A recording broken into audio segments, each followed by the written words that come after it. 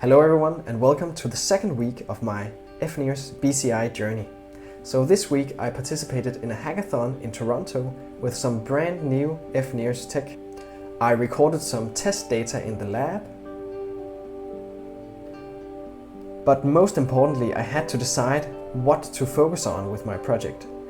You know, I could deep dive all day into the tech, but we have to use it for something, especially when it's a bachelor's. So last week I showed you a general setup for an fNIRS BCI experiment, and this week I'll present to you what is my idea for what this project will basically be about.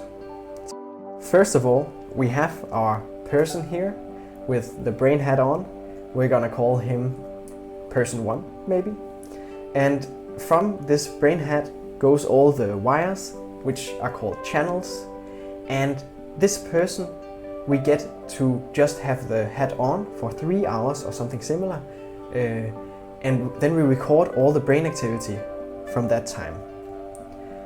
And what we then do is we take out in 10-second intervals different parts of these 3 hours, and then we train an algorithm to use these 10 seconds of brain activity to predict the next segment or the next slice of data, like this.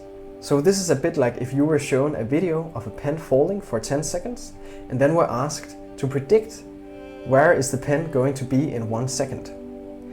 So normally we of course know how the world works and we would say, oh, it's, you know, a bit further down. But this algorithm is trying to be trained on this brain data.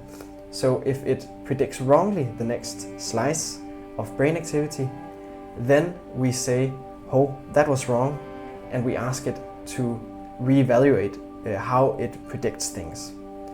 So in this way, we train it. One of the big questions here is which algorithm to use.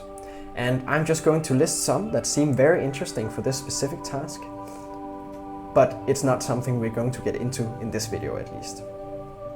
So hopefully, after looking at hours of this brain activity from person 1, our algorithm will be able to learn the structure of brain activity. With its understanding of brain activity, we can then fine-tune it, as it's called, on a new task the person does.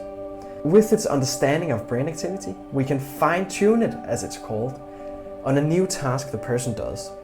So we record half an hour more of brain activity from the person, which is more structured than these 3 hours of data. And we ask them maybe in 10-second intervals to either maybe imagine flying or meditating and so on.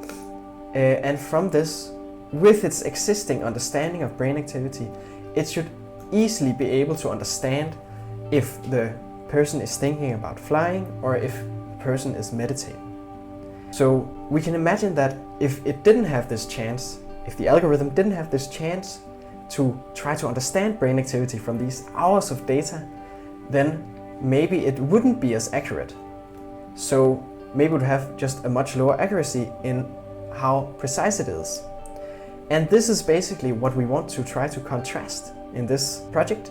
We want to try to see, is an algorithm that understands the brain data better, hopefully better also at predicting a smaller task compared to an algorithm that just has gotten the data from that single task.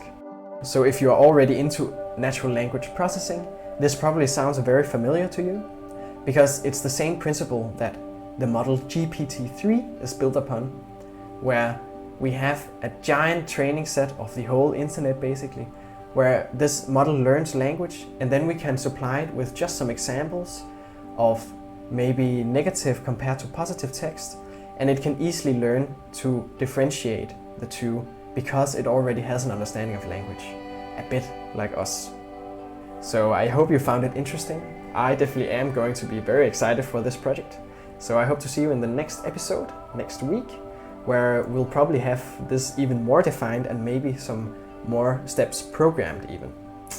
See you there.